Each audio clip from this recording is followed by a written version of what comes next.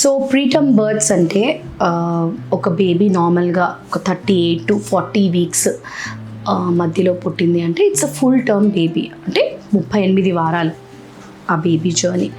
అట్లా కాకుండా ఈ 38 వారాలు కంప్లీట్ అవ్వకుండా కొన్ని బేబీస్ 36 వీక్స్కి లేదా 32 వీక్స్కి, అంటే 8వ నెల లేదా 7వ నెల లేదా 6వ నెలలో పుడతారు. So this is called as preterm birth. And వీటి రిస్క్ అండ్ ఛాన్సెస్ చాలా ఎక్కువగా ఎప్పుడు ఉంటాయంటే, ఫస్ట్ వచ్చేసి ఒక ఎల్డర్లీ లేడీ, అంటే మోర్ దాన్ 40 ఏజ్ ఉన్న వాళ్ళకి బీపీ, ఇంకా హైపర్ టెన్షన్ లేదా డయాబెటీస్ ఇవన్నీ వచ్చినప్పుడు ప్రీటర్మ్ బర్త్ అయ్యే రిస్క్ ఎక్కువగా ఉంటుంది. అలానే చూసుకుంటే కొంతమందికి చూడండి ఫైబ్రాయిడ్ ఉంటుంది, అంటే గట్టలాగా ఉంటుంది. సో అది బేబీ పెరుగుతున్నప్పుడు ఈ ఫైబ్రాయిడ్ కూడా పెరిగి it will push the baby out.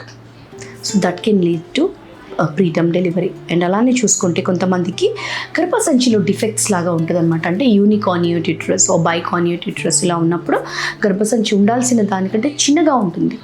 So అటువంటి పరిస్థితిలో కూడా ప్రీటర్మ్ బేబీస్ అయ్యే ఛాన్సెస్ ఉంటాయి. And these are the maternal risk factors. అట్లానే ఫీటల్ రిస్క్ ఫ్యాక్టర్స్ చూసుకుంటే మెకోనియం ఆస్పిరేషన్, అంటే బేబీ లోపల ఉమ్ము నీరు తాగేయడము లేదా ఉమ్ము నీరు బయటికి వచ్చేయడం, అంటే ప్రీమచ్యూర్ ప్రీటర్మ్ లేబర్ అంటామన్నమాట మనం. సో ఉమ్ము నీరు 6th మంత్లో కానీ 7th మంత్లో కానీ అది బ్యాగ్ ఏదైతే ఉంటుందో ఆమ్నియోటిక్ బ్యాగ్ అది పగిలిపోయి బేబీ బయటికి వచ్చేయడము. అండ్ అలానే సర్వైకల్ ఇన్కాంపిటెన్స్ అంటాం అన్నమాట, అంటే గర్భసంచి ముఖద్వారం ఏదైతే ఉంటుందో అది చిన్నగా అయిపోతుంది, దాని వలన కూడా ప్రీటర్మ్స్ అయ్యే ఛాన్సెస్ ఉంటాయి. అండ్ మనకి చూడండి ఐవీఎఫ్ ప్రెగ్నెన్సీస్లో కూడా ప్రాపర్ కేర్ లేదు అంటే 2nd and 3rd ట్రైమిస్టర్లో that is also risk for preterm babies. So ఈ ప్రీమెచ్యూర్ బేబీస్ వల్ల ఏమవుతుందంటే వీళ్ళకి మెయిన్ లంగ్ అనేది మెచ్యూర్ అవ్వదు.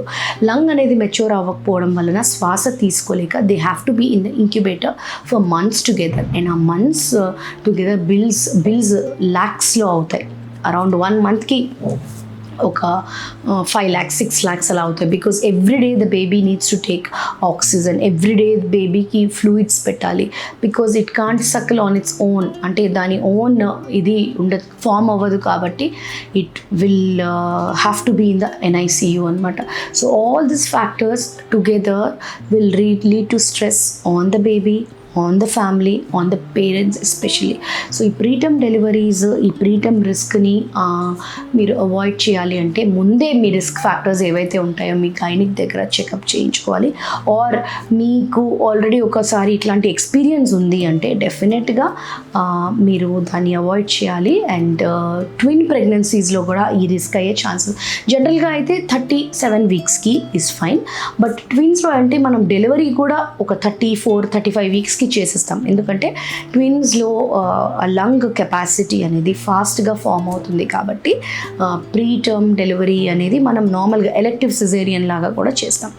బట్ ఇటువంటి కేసెస్లో కాకుండా the other indications which I have told you, అవన్నీ కూడా మీ మైండ్లో పెట్టుకొని మీ గైనిక్ దగ్గర అండ్ అలానే మీ పీడియాట్రిషియన్ దగ్గర రెగ్యులర్గా కావాల్సిన మెడిసిన్స్ తీసుకొని we have to take care.